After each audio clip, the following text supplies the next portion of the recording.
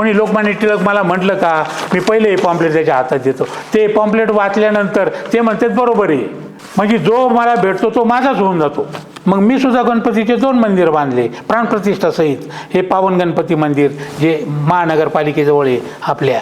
निवडणूक आयोग हा इंग्रजांचा हस्तक आहे. प्रजासत्ताक हे संविधानाप्रमाणे नाही, तुम्हाला मताचा अधिकार नाही आहे, तुमच्या मताला किंमत नाही आहे, त्यामुळे तुम्ही किती विचार मांडले तरी माझ्या दृष्टीने 0 आहेत. होम रूल चळवळ जी लोकमान्य टिळकांनी केली होती, हो, त्याप्रमाणे तुम्ही या प्रजासत्ताकासाठी कुठली चळवळ चालू केली का? आता मी किंवा जसं लोकमान्य टिळकांनी गणेशोत्सव चालू केला, हो. सगळा समाज एकत्र यावा हो आणि समाज जागृती व्हावी आणि त्या दृष्टीने आपण स्वातंत्र्याकडे वाटचाल करावी, हो याप्रमाणे तुम्ही कुठलं समाज एकत्र करणं किंवा जे तुमचं प्रजासत्ताक जे तुम्ही म्हणताय की मला स्वराज्य मिळवायचं आहे, या दृष्टीने तुम्ही कुठली चळवळ चालू केली किंवा लोक एकत्र करणे आता किंवा सभा घेणे या बरोबर आहे. काही? आध्यात्मिक क्षेत्रामध्ये मी आतापर्यंत 2 गणपतीचे मंदिर बांधले. हे आध्यात्मिक क्षेत्र झालं. हा मग तेच ना, म्हणजे लोकमान्य टिळक गणपतीचे भक्त होते ना, बरोबर. मग मी सुद्धा गणपतीचे 2 मंदिर बांधले प्राणप्रतिष्ठा सहित. हे पावन गणपती मंदिर जे महानगरपालिकेजवळ आहे आपल्या. हे तुम्ही बांधलेले? हा म्हणजे माझ्या संकल्पनेतून शेजारचं पावन गणपती मंदिर हे तुमच्या संकल्पनेतून? हो, माझ्या संघ. मी तिथं अध्यक्ष होतो. हे कधी स्थापन झालं? हे पूर्वी पुरातन मंदिर आहे ते, पण तिचा जीर्णोद्धार केला आम्ही. आमच्या संस्थेने तो जीर्णोद्धार केला, त्या ठिकाणी मी अध्यक्ष होतो. बरं. मग तिथं ती मंदिर व्हावं अशी सर्व भाविकांची. हे पहिल्या पत्र्याचं मंदिर होतं काहीतरी. पहिलीच ती जागा कोणाची हेच कळत नव्हतं. ती जागा इकडून तिकडून समजा ते लय मोठा इतिहास आहे. त्याच्यावरती मंदिराचीच व्हावं म्हणून मी प्रयत्न करून ती मंदिराची झाली. अहिल्यानगरचं महानगरपालिका शेजारी. पावन गणपती मंदिर. हा, मी समोर इरिगेशन इंजिनियर होतो ना, पाटबंधारे विभाग. हा, तेव्हा मी दररोज ते दर्शन करत होतो. तेव्हा मला पण वाटलं इथं मंदिर व्हावं. आणि मग मी संस्था स्थापन करून त्या माध्यमातून लोकांकडून पैसे जमा करून ते मंदिर निर्माण केलं. जसे लोकमान्य टिळक जनजागृती करत होते, त्या प्रकारची जनजागृती तुम्ही केली का आजपर्यंत कधी?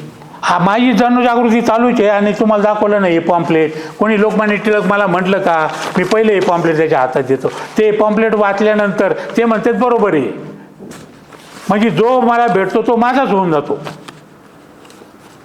असं आहे, जो मला भेटतो तो माझाच होऊन जातो.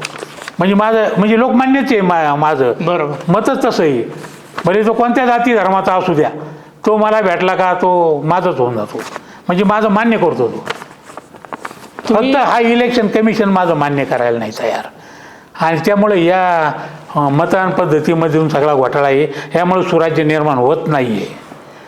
आणि सुराज्य हे निर्माण करायसाठी फक्त निवडणूक आयोगच जबाबदार आहे. हो. तुम्ही दुसऱ्या पद्धतीने सुद्धा समाज जागृती, शैक्षणिक जागृती, धार्मिक जागृती या दृष्टीने सुद्धा तुम्ही स्वराज्य निर्माण करू शकता. होणार नाही, भ्रष्टाचार संपणार नाही. हा भ्रष्टाचाराचा भाग झाला. हा, मग भ्रष्टाचार सर्व क्षेत्रामध्ये. कोणत्या क्षेत्रात नाही तुम्ही दाखवा मला भ्रष्टाचार. अहो, परमेश्वर नसेल एखाद्या ठिकाणी, पण भ्रष्टाचाराने सर्व व्यापलेला आहे. हा भ्रष्टाचार गेल्याशिवाय काही खरं नाही. तुमच्या दृष्टीने स्वराज्याची व्याख्या काय आहे? हा, हे भ्रष्टाचार. स्वराज्य म्हणजे इथं आपलं राज्य. आपल्या राज्यात कोण भ्रष्टाचार करीन का? नाही करा. मग स्वराज्य असलं म्हणजे भ्रष्टाचार मुक्त राज्य असेल तेच प्रजासत्ताक राज्य. आणि ती राज्यव्यवस्था या जगाच्या पाठीवर सर्वोत्तम राज्यव्यवस्था आहे. प्रजासत्ताक राज्यव्यवस्था ही सर्वोत्तम राज्यव्यवस्था. ह्याच्यासारखी राज्यव्यवस्था दुसरी असू शकत नाही. भ्रष्टाचार संपला म्हणजे नाही. जेव्हा प्रजासत्ताक निर्माण होईल तेव्हा भ्रष्टाचार राहणारच नाही. फक्त भ्रष्टाचार गेला तर प्रजासत्ताक राज्य स्थापन होईल का? प्रजासत्ताक राज्य स्थापन झालं तर भ्रष्टाचार आपोआपच जाईल. म्हणजे फक्त भ्रष्टाचार गेला तर आपलं स्वराज्य स्थापन होऊ शकतं? नाही. किंवा सुराज्य स्थापन प्रजासत्ताक स्थापन होणं गरजेचं आहे. प्रजासत्ताक जर स्थापन झालं हा, तर स्वराज्य म्हणजे भ्रष्टाचार आपोआप जाणार. म्हणजे भ्रष्टाचार गेला तर आपलं स्वराज्य हे सुराज्य होऊ शकतं. हा, स्वराज्य हे सुराज्य असतं. अन्य कुणाचंच राज्य सुराज्य नसतं. पण स्वराज्य म्हणजे प्रजासत्ताक हे निर्माण होणं गरजेचं आहे. ते निर्माण झालं का भ्रष्टाचार संपला. आणि भ्रष्टाचार संपला म्हणजे आपलं राज्य म्हणजे एकदम भगवत राज म्हणायचं त्याला.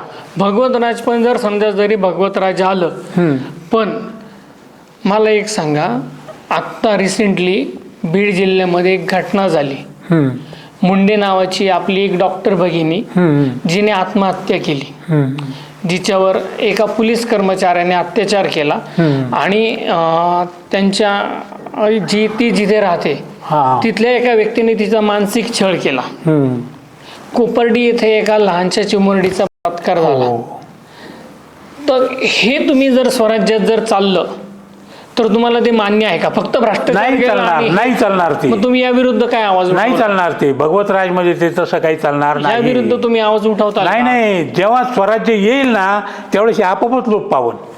नाही, पण त्याला फक्त ही निवडणूक आणि नाही नाही, आता ते माझा हे जर- श्रम आहे, श्रम पर्याय म्हणजे होणार, मला श्रम होणार फक्त, हे काही जाणार नाही. पण जेव्हा स्वराज्य होईल तेव्हा हे सगळं आपोआपच गेलेलं असेल, हे मी गॅरंटी देतो. हा नाही, पण त्या दृष्टीने तुम्ही आता जसं तुम्ही आता मला काय, सांगितलं, मला election स्वराज्य आणणं commission ला- माझं गरज आहे. आज हा स्वराज्य आणणं हा माझा मुख्य हेतू आहे. हे बाकी भ्रष्टाचार मी म्हणतो ना, परमेश्वर एखाद्या ठिकाणी कदाचित नसन, एवढ्या ठिकाणी भ्रष्टाचार आहे. म्हणजे आता अण्णा हजारे समजा ही लोकशाही आहे, ही लोकशाही वृक्ष आहे. ह्या लोकशाही वृक्षाच्या ह्या फांदीला समजा ही कसली फांदी? पोलीस खात्याची फांदी, ही रेव्हेन्यूची फांदी, ही आरोग्य खात्याची फांदी. अशा अनेक खात्याच्या फांद्या आहेत ना ह्या लोकशाही वृक्षाला. बरोबर. आणि याचे फळं कसे येतात? भ्रष्टाचारामुळं कडू आंबट झालेत ना. बरोबर, आलं का लक्षामध्ये? हे आपल्याला सुख देऊ शकतात का? नाही देऊ शकत. नाही. मग ही फांदी तोडली, ही फांदी तोडली, ही फांदी तोडली आणि त्याच्यावर अनेक कलम करायचे दुसरे गोड पालाचे. हे जास्त श्रमदायक आहे ना.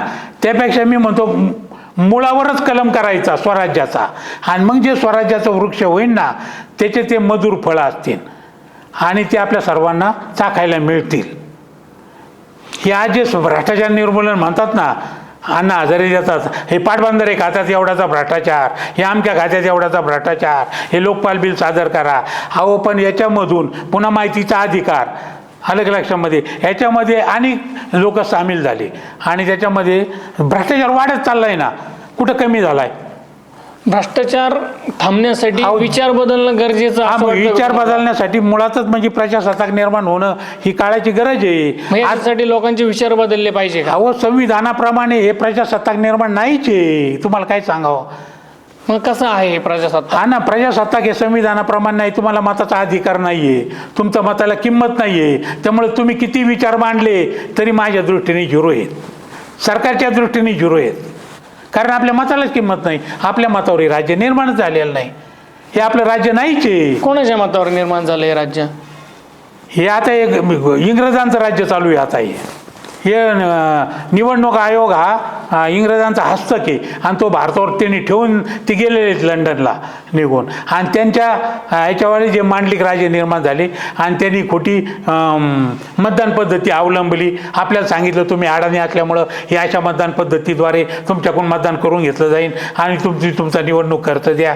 आणि मग हे सगळे निवडणूक खर्च घेतो. त्याला माहिती हे बोगस निवडणूक खर्च आहे, तरी पण तो फाईल दाखल करतो. समजा जर मग तुम्ही निवडणूक आयोगाला असं जर म्हणत असाल की हे इंग्रजांचे हस्तक आहेत, हा म्हणतोच मी. भारतीय निवडणूक आयोग हा डॉक्टर बाबासाहेब आंबेडकरांनी लिहिलेल्या घटनेच्या कलम 324 ते 329 यानुसार तयार झालेला आहे.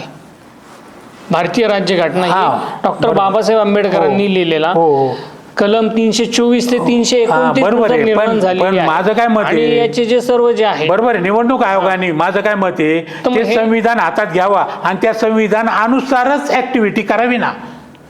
त्या संविधानानुसारच ऍक्टिव्हिटी करावी ना. त्यांनी काय केलं, ही मतदान पद्धती जी अवलंबली अलग लक्षामध्ये, ही अडाणी मतदान पद्धती लावली, पण हिच्यामध्ये आपल्यावर बंधन घातलं का एकच मत दे. म्हणजे बंधन घातलं याचा अर्थ आपलं स्वातंत्र्य जे संविधानाने आपल्याला अधिकार दिला, संविधानाने जो अधिकार दिला तो या मतदान पद्धतीत गायब झालेला आहे. आणि संविधानाने जे समानता दिली ती या मतदान पद्धतीमध्ये गायब झाली. साक्षरांना वेगळा अधिकार, निरक्षरांना वेगळा अधिकार मतदानाचा. म्हणजे या मतदान पद्धतीमध्येच एक मत नाही आहे. म्हणजे इथं संविधानाला किंमत नाही आहे. आणि हे काही संविधानाप्रमाणे हे घेतात निवडणुका. हा संविधानाप्रमाणे निवडणूक घेतच नाही.